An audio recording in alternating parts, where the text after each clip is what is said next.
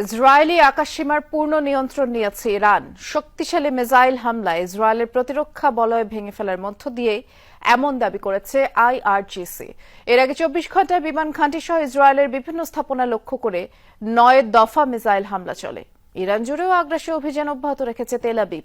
রাতভর অর্ধশতাধিক যুদ্ধবিমান দিয়ে অভিযান চলে এবং টার্গেট করা হয় ইরানের সেন্ট্রিফিউজ উৎপাদন স্থাপনায়। মানবাধিকার সংস্থাগুলোর হিসেবে ষষ্ঠ দিনের এই অভিযানে কমপক্ষে ৫৮৫ ইরানির মৃত্যু হয়েছে।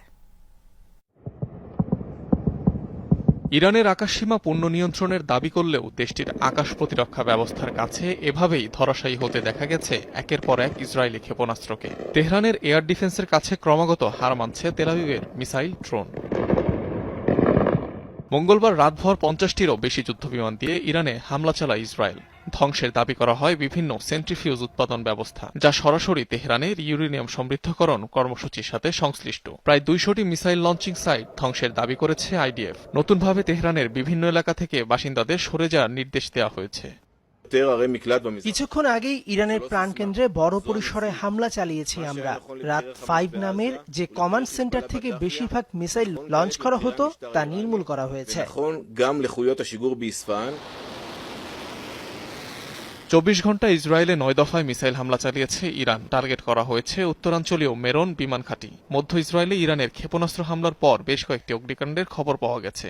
এছাড়াও নিয়মিত বিরতিতে তেল আবিব, হাইফা সহ বিভিন্ন এলাকা লক্ষ্য করে চালিয়েছে অভিযান। এরই মধ্যে ইসরায়েলি আকাশসীমার পূর্ণ নিয়ন্ত্রণ নেওয়ার দাবি করেছে আইআরজিসি।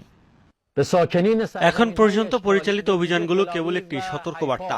শীঘ্রই আরো বড় অভিযান বাস্তবায়িত হবে। তেল আবিবের বাসিন্দাদের সরে যাওয়ার জন্য কঠোরভাবে সতর্ক করা হচ্ছে। নেতানিয়াহুর অবাস্তব আকাঙ্ক্ষার শিকার হবেন না। মানবাধিকার সংস্থাগুলোর হিসাবে ইসরায়েলের চলমান অভিযানে ইরানে প্রাণহানি ছাড়িয়েছে ৫০০। অনিক রহমান, যমুনা নিউজ।